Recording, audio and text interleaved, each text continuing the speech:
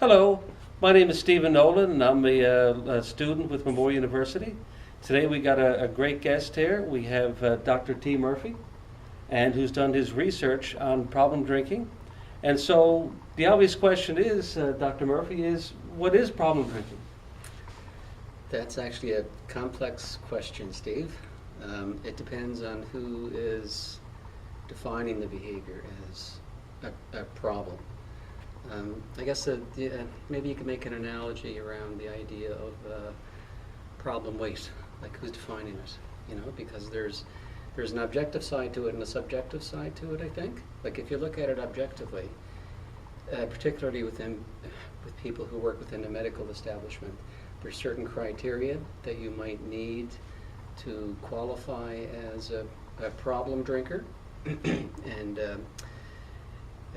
you've probably heard of the Diagnostic Statistical Manual of Mental Illness, which is now into its fifth edition. Putting out a new fifth, yes. Yeah. So that that impressive document now defines problem drinking as a disease, as an illness, right? And actually, alcohol addiction, alcohol dependence, problem drinking, a lot of the times those terms are used synonymously, but the medical establishment does distinguish between those different categories. And I'm just trying to think of some examples now.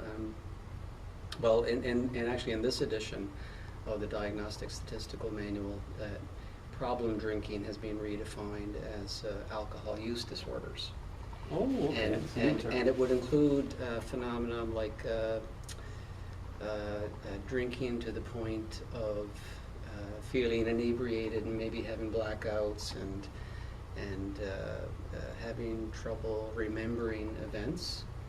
And this happens periodically, like maybe on weekends.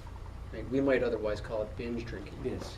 So binge drinking now can qualify as an alcohol addiction, which is problematic.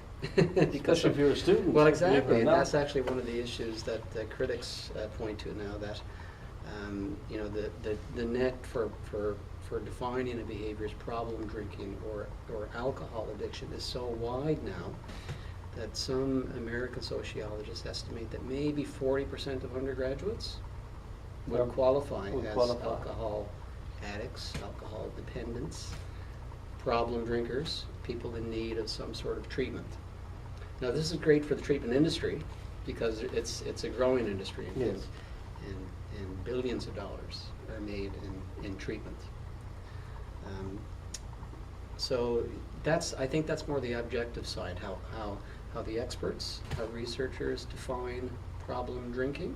And now if we go to, say, the layperson, and especially if we're, say, the students who like to go out, as you said, and binge drink and go crazy on maybe a Friday or Saturday night, but what happens when it spills over into their everyday? And what are the general signs that one of your friends, your companion, your girlfriend, or your boyfriend are having a problem with alcohol? I think it starts, at least on a subjective level, with some sort of pain or discomfort, sometimes a sense of crisis. So if your drinking seems to be causing problems, like if you experience problems either in your health, like you're noticing you're getting stomach pains, that might be caused by, it could be caused by cirrhosis of the liver in extreme cases. Or if you're noticing, that you're having more frequent blackout experiences. I had a great time Friday night, just can't remember anything. Then that cause of pain, that kind of cause and that kind of discomfort or a sense of crisis or feeling like you're hitting bottom might be enough to think that you have a problem with alcohol. And in terms of, say, other people noticing? Like a lot of times there's denial is a big thing. Denial is a powerful force, yeah. And so with that case, if you're with someone and you believe that they had a problem, what are the signs that they can say that you definitely have a problem? I think one of the shortest, most succinct definitions I've seen of problem drinking is you know that you have a problem drinking when you are causing damage to self or others. Okay. Right. So, if you begin to feel like your drinking is harming yourself in some way, either health-wise or it's affecting your performance on the job or in school, or if others start to point out to you, oh, Terry, your drinking is causing me problems. I mean, if an employer looks at his employee and says, your drinking is causing problems in the workplace, that should be a wake-up call.